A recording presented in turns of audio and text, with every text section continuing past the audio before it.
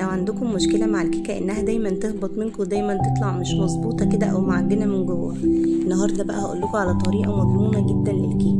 مش هتاخد منكم اقل من 10 دقايق وهتطلع معاكم مرتفعة جدا ونتيجتها زي ما انتم شايفين كده بالظبط. بس لو اول مرة تشوفوني انا اسماء، ما تنسوش تتابعوني لو عجبكم الفيديو.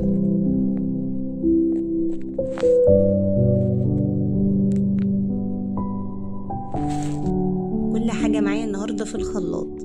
اول حاجة هحتاج 3 بيضات، ويفضل انهم يكونوا في درجة حرارة الغرفة، وهنزل عليهم بكوباية وربع من السكر، و2 باكت من الفانيليا بودر او سايلة المتوفر عندك، وهنزل بنقطتين بس من الخل عشان زفرة البيض، وعليهم كوباية الا ربع من الزيت، ويفضل ان الزيت يكون نوع كويس عشان ما يديكيش طعم مش لطيف.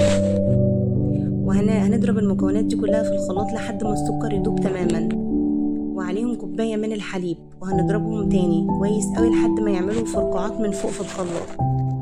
وهستخدم في كل المكونات نفس المج ده، المج اللي موجود في كل بيت.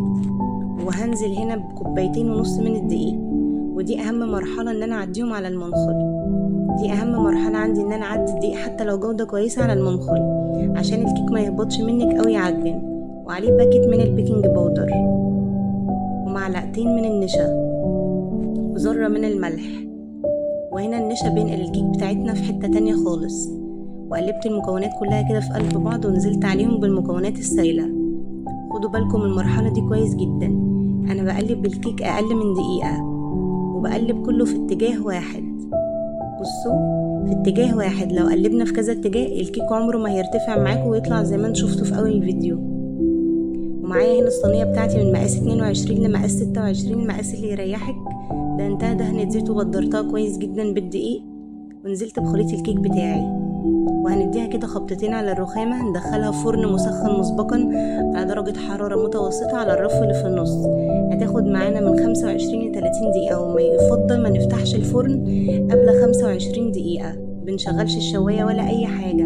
انا خدت معايا 30 دقيقة بالظبط. فتحتش الفرن عليها غير بعد 25 دقيقة. حرفيا يا جماعة الكيكة رهيبة بجد، جربوها. ريحتها قلبت الدنيا، وطعمها وقوامها وهشة ومرتفعة بطريقة ما شاء الله. بصوا الجمال. لو عجبكم الفيديو ما تنسوش تتابعوني. باي.